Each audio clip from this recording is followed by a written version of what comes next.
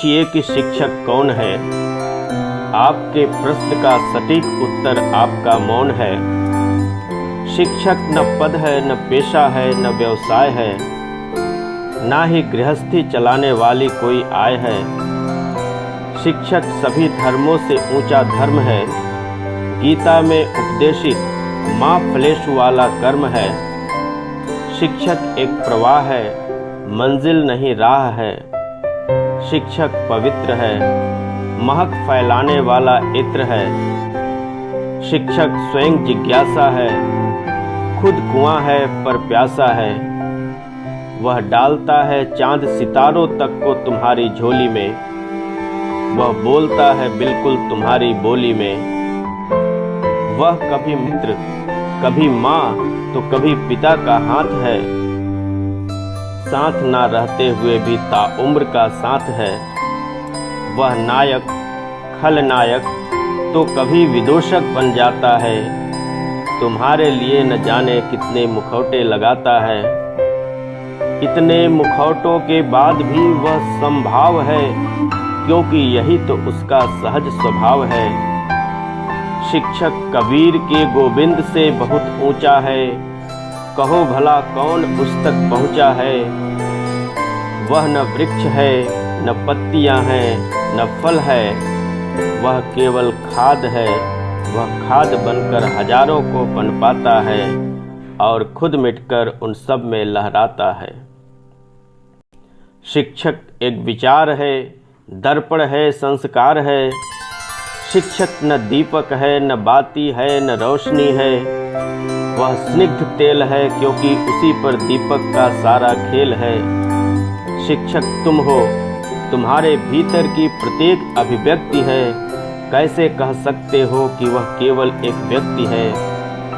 शिक्षक चाणक्य, संदीपनी तो कभी विश्वामित्र है।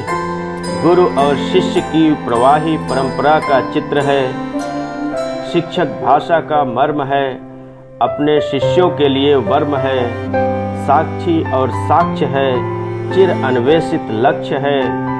शिक्षक अनुभूत सत्य है, स्वयं एक तथ्य है। शिक्षक ऊसर को उर्वरा करने की हिम्मत है।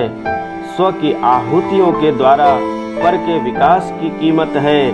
वह इंद्रधनुष है, जिसमें सभी रंग हैं। कभी सागर है, कभी तरंग है। वह रोज छोटे छोटे सपनों से मिलता है, मानो उनके बहाने स्वयं खिलता है। वह राष्ट्र होकर भी पहले शिक्षक होने का गौरव है। वह पुष्प का वाह्य सौंदर्य नहीं, कभी न मिटने वाली सौरभ है। वह भोजन पकाता है, झाड़ू निकालता है, दूध और फल लाता है। इसके बावजूद अपनी मुख्य भूमिका को बखूबी निभाता है। बदलते परिवेश की आंधियों में अपनी उड़ान को जिंदा रखने वाली पतंग है।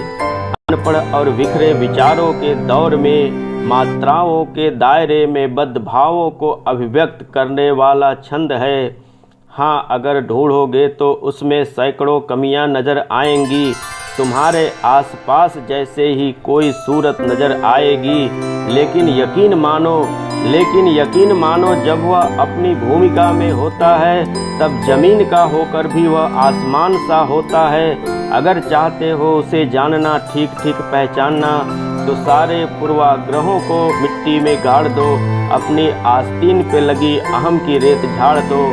फाड़ दो वो पन्ने जिनमें बेतुकी शिकायतें हैं। उखाड़ दो वो जड़ें जिनमें छुपे निजी फायदे हैं। फिर वह धीरे धीरे स्वतः समझ आने लगेगा। अपने सत्य स्वरूप के साथ तुम में समाने लगेगा।